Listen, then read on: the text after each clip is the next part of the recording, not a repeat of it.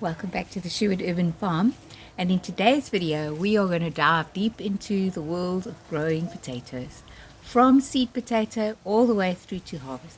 So if you've always wanted to grow your own potatoes at home, then this is a video for you. Let's get started. Planting potatoes is really easy. There are two methods that I do. I do in ground, and then I also do them in 20-litre buckets. I do actually prefer them in the 20-litre buckets, although I'll show you my harvest later on in the video. That's impressive, and that's from the ground. So in the no-dig garden, you're not supposed to dig, right? I mean, no dig. I prefer to say like I do no tillage. So there's no ploughing into the ground. However, when you are planting a potato, you've got to obviously dig. So there are two ways of doing that with a no-dig garden, in my opinion. The first way that I had learned how to do it was with Charles Dowding, and he just takes a trowel, he sort of separates the soil open and he pops his potatoes in, and that works grand for him, but I've never really had great success with that. So when I was growing in buckets, or when I grow in buckets, and I grow straight into the compost, and then I've realized, wow, this really works very well, and the potatoes just come out beautiful. So then my thought pattern is, I'd now dig a hole in my no-dig garden about the size of a saucepan, and the depth of your little hand trowel, and then I will put the potato in, and then I cover it with compost, and you will see the harvest that I got from doing that. And then I will also show you how I grow potatoes in buckets. So these potatoes are from the kitchen, and when I have a big potato and I see that it's starting to chip or shoot out like that, then I slice it off and I let it dry, and then I leave it until I'm ready to plant it. And then sometimes they shrivel up, and that's fine. Otherwise, I'll take potatoes about this size. Ideally you want bigger chits than this, but it's fine. This actually works. I've grown potatoes like this. They will grow. There is also some people, the jury is still out about planting potatoes which haven't got shoots yet, chits. I've tried it, it works, but I think it is better. It just gives you a better peace of mind if you have got these little shoots on them. And then you want to plant it with the shoot up like that. Now, when I plant into the buckets, then I have about 10 to 20 centimeters of compost in the bottom of the bucket, and then I will just take the potato. These are, they're small, so I'll put 3 in. Let's see. Oh, wait till you see these like that, and then I cover them with compost, and I'll cover it till about here, and I don't mound it up as I tried that. It doesn't make any difference though. You can, as it's growing up, then you can sort of mound it up, but I don't see the point in that, because the varieties of potatoes that we get here, they are not the indeterminate varieties. So that idea where you can plant your potatoes like in those tires, and then you just keep adding a tire, and then the whole like stack becomes just full of potatoes, I've not had it work here.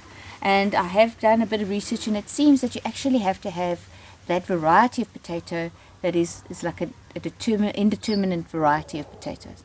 So these ones, they will probably about here, that's where they will form their potatoes.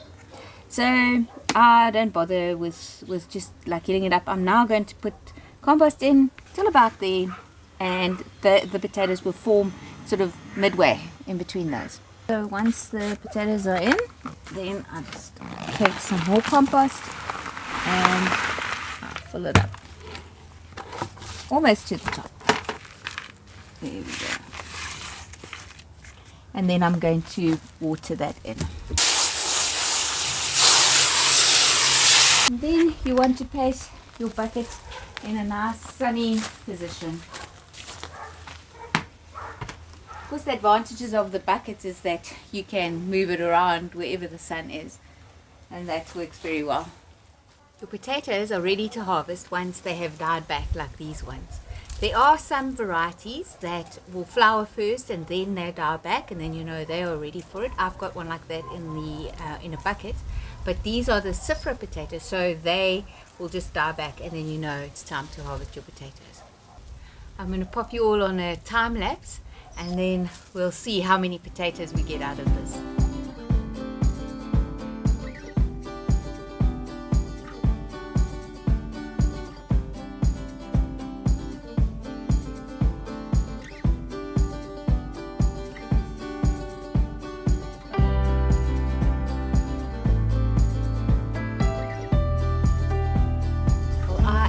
So happy with this harvest. I mean, the size of these things, I don't think I've ever had a harvest like this before. This is about a meter, about 2 meter sized bed, and I think I had 2, 4, 6, maybe 8 plants in here. This is proper, guys. I'm so impressed.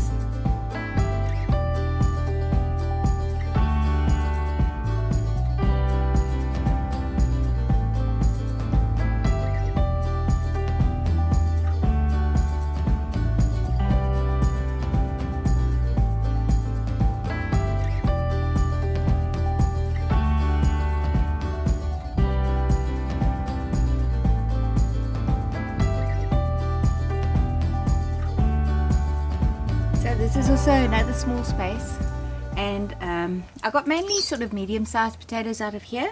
I did plant them closer to each other, so I don't know if that is making a difference. Well, certainly closer than I planted them there. That was 30 centimeters apart, but still quite a good harvest. I mean, there's a nice big one there. Not as big as from that very first bed. Let's go and see what the last bed has to offer, the orange tree. Now this bed, it's right by a tree here. It's by my orange tree. It receives the least amount of sun. It only gets morning sun, maybe 5 hours, and they grew beautifully. Well, the foliage did. The proof is going to come in the harvest.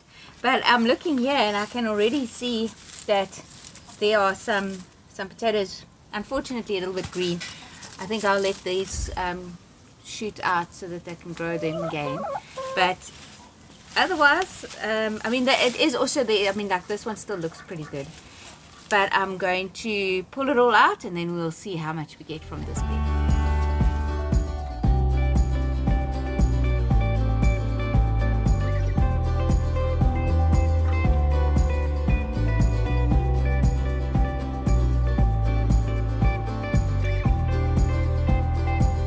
This is a proud moment. I mean, this is something else. I didn't actually expect to really get much of a harvest here on this side because of the low daylight hours that it gets here, but I got really big ones from this patch. I mean, look at the size of these ones. Surprising, honestly. This was a fair harvest that came out of here. I'm just so impressed.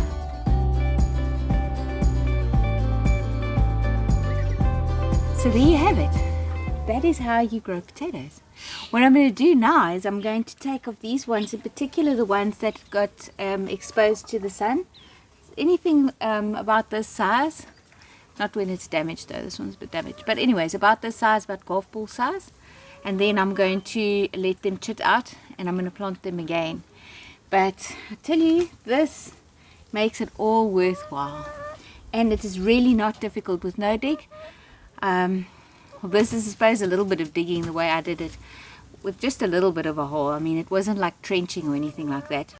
So I hope you enjoyed this video, and if you did, then please like and subscribe and share with your friends, and I hope that you have a fantastic day further, and I'll see you in the next video.